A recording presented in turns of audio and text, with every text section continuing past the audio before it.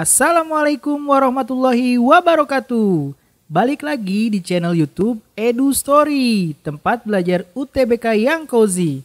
Sebelum belajar, jangan lupa subscribe, like, and share. Untuk support kita lebih semangat lagi, bantu pejuang PTN se-Indonesia.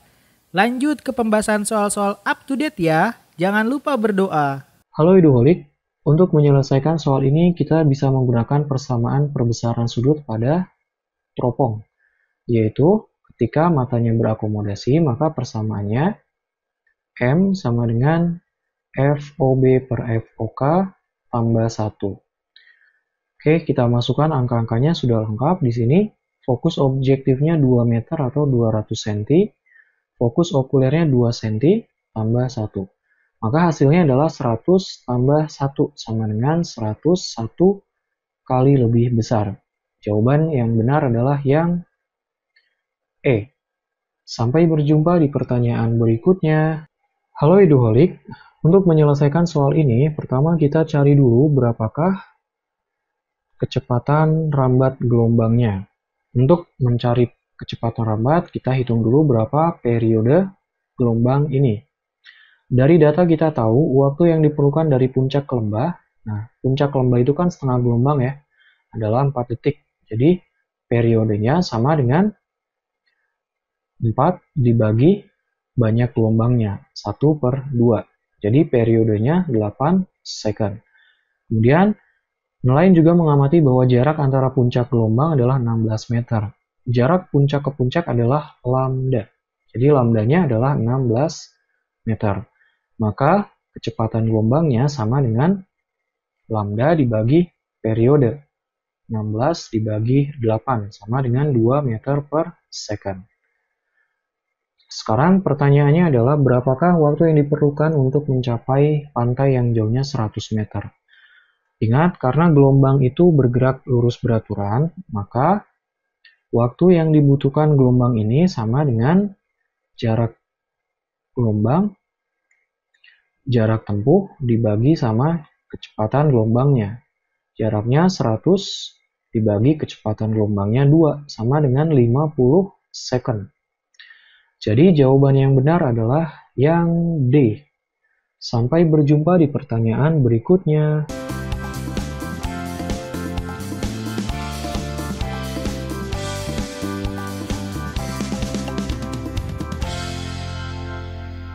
Halo Eduholik, untuk menyelesaikan soal ini, kita cari dulu berapakah panjang gelombang salah satu pipanya.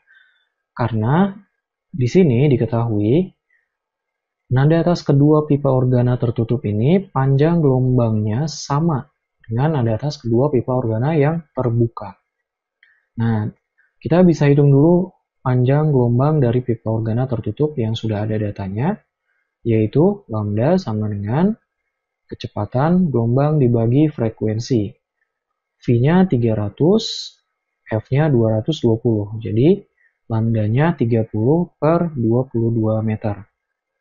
Sekarang, lambdanya kan sama ya. Sekarang baru kita bisa hitung berapa panjang pipa organa terbuka. Ingat, panjang pipa organa terbuka itu L sama dengan N kali lambda per 2. Di mana N-nya ini adalah bilangan bulat, yaitu 1, 2, 3, dan seterusnya, yang menunjukkan urutan nada. Jadi kalau di soal ini, nada atas kedua, maka N-nya adalah 3. Jadi 3 dikali 30/22 dibagi 2. Ini bisa kita coret, diperoleh 15 ya. 15 kali 3 hasilnya 45/22. Jadi jawaban yang benar adalah yang A. Sampai berjumpa di pertanyaan berikutnya. Halo Eduholik, untuk mencari berapa waktu paruh unsur radioaktif ini, kita cari dulu berapa orde keluruhan dari radioaktifnya. Dengan menggunakan persamaan NT per N0 sama dengan 1/2 pangkat X. Nah, dari soal ini kita tahu, setelah 20 hari 31/32 bagiannya meluruh. Nah, kalau mula-mulanya 1, maka sisanya berapa? 1 min 31/32. Tahu sama dengan 1/32 bagian. Jadi diperoleh 1/32 sama dengan setengah pangkat X. Nah, dari sini kita udah tahu nih, berarti ordo peluruhannya adalah 5. Nah, sekarang waktu paruhnya sama dengan umur radioaktif dibagi ordo peluruhan. Di sini diketahui umurnya 20 hari, ordo peluruhannya 5. Jadi waktu paruhnya adalah 4 hari. Maka jawaban yang benar adalah yang A. Sampai berjumpa di pertanyaan berikutnya.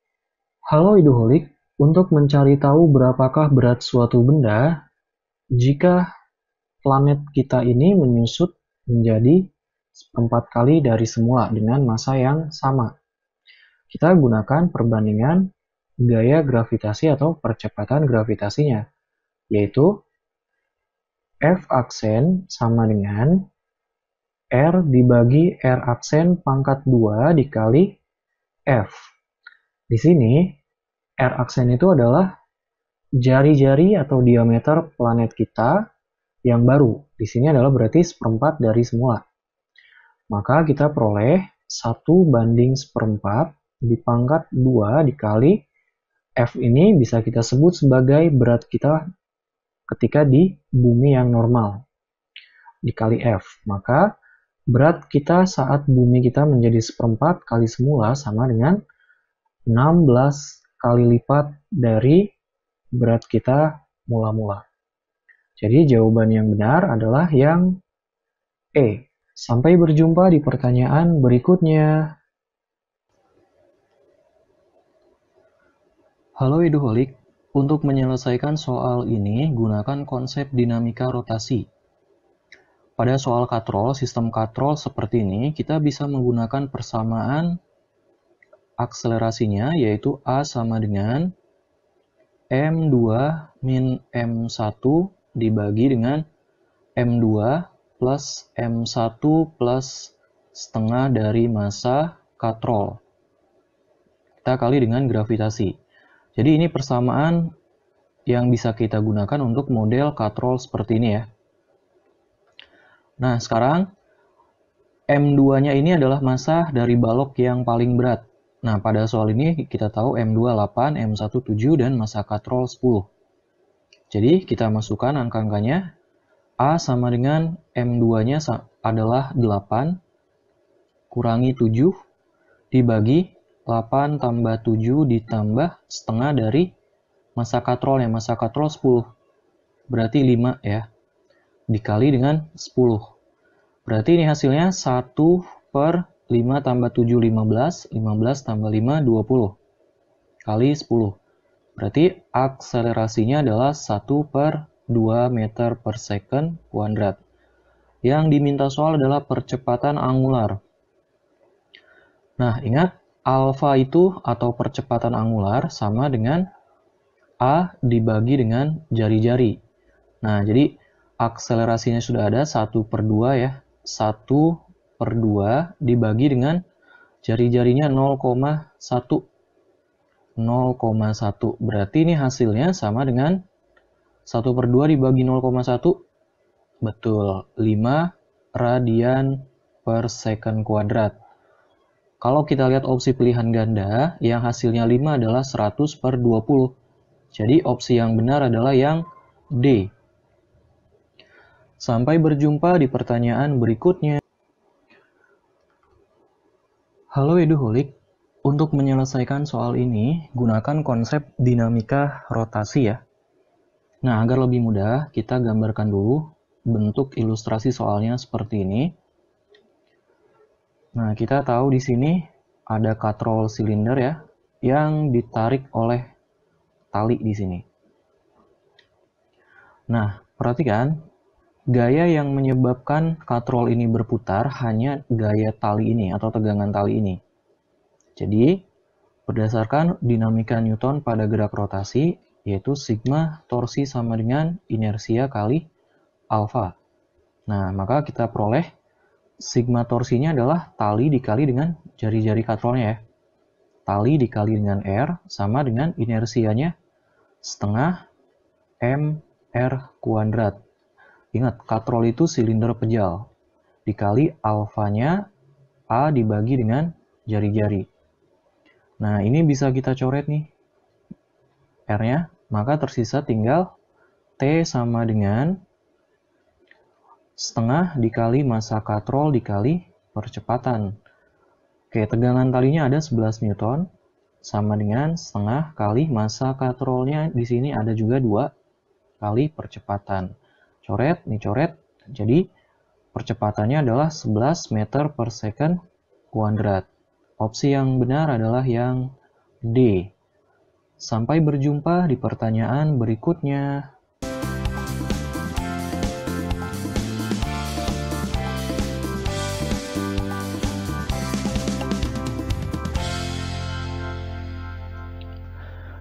Halo Iduholik, untuk menyelesaikan soal ini, kita bisa menggunakan konsep GLB. Nah, perhatikan, di sini ada 2 mobil, yaitu mobil A dan mobil B. Masing-masing bergerak dengan kecepatan mobil A 36 km per jam, sedangkan mobil B bergerak dengan kecepatan 72 km per jam. Saling mendekati ya, seperti ini. Kemudian jarak antar mobilnya 300 meter. Kita sebut X saja ya, X-nya 300 meter. Kedua mobil akan berpapasan setelah. Oke, kita misalkan mobil A dan B ini ketemu di titik ini ya. Nah, jadi artinya apa? Mobil A ini sudah berpindah sejauh SA, sedangkan mobil B sudah berpindah sejauh SB ya. Nah, jadi hubungan antara SA, SB, sama X secara matematis bisa kita tulis di sini sebagai SA ditambah SB ini sama dengan X. Nah, sekarang kita masukkan dengan persamaan GLB ya. Jarak itu sama dengan kecepatan kali waktu. SB berarti sama juga, kecepatan kali waktu, sama dengan 300. Nah, hati-hati, satuannya jangan lupa dirubah dulu dalam meter per second. Caranya gimana? Tinggal dibagi sama 3,6 ya. Coba 36 dibagi 3,6, hasilnya berapa? 36 bagi 3,6, sama dengan 10. Sedangkan untuk VB-nya berarti 72 dibagi 3,6, hasilnya 20 ya. Masukkan ke sini, berarti diperoleh 10T tambah 20T sama dengan 300. Oke, lanjut. 10 tambah 20, 30T sama dengan 300. Jadi T-nya 300 bagi 30. Nah, hasilnya sama dengan 10 second. Jadi mereka ketemu setelah 10 detik kemudian. Jawabannya yang A. Sampai berjumpa di pertanyaan berikut. Halo Iduholik, untuk menyelesaikan soal ini gunakan konsep gerak lurus berubah beraturan ya untuk gerak vertikal. Nah, perhatikan konsepnya. Ketika kita punya suatu benda, kemudian kita lempar ke atas dengan kecepatan V0. Nah, ketika mencapai titik tertinggi, ini kecepatan akhirnya sama dengan 0 ya. Nah, kita sebut aja ini titik maksimal, misalkan Hmax. Nah, dengan persamaan GLB, maka kita peroleh Vt kuadrat sama dengan V0 kuadrat min 2GH. Nah, Vt-nya kan 0 ya, jadi ini coret. 0 sama dengan V0 kuadrat min 2 dikali gravitasi kali tinggi maksimal. Nah, jadi persamaan umum dari tinggi maksimal adalah V0 kuadrat per 2 kali gravitasi. Oke, sekarang bagaimana kalau untuk di bulan? Ini kan untuk di bumi ya. Ini saat di bumi. Ketika gravitasinya normal 10. Nah, saat di bulan, ini juga konsepnya sama. Cuman yang berbeda itu nilai gravitasinya. Jadi, yang kita ubah hanya ini aja nih, variabel V-nya dengan G-nya. Jadi, tinggi maksimal saat di bulan, atau kita sebut H aksen ya, sama dengan kecepatan awal. Di sini, di soal ini, kecepatan awal lemparan di bulan adalah 3V0. Berarti 3V0 pangkat 2 dibagi 2 kali percepatan gravitasi di bulan 1/6G. Nah, ini disederhanakan 9V0 kuadrat per 1/3 dari gravitasi. Jadi, ketinggian di bulan sama dengan 27V0 kuadrat per gravitasi.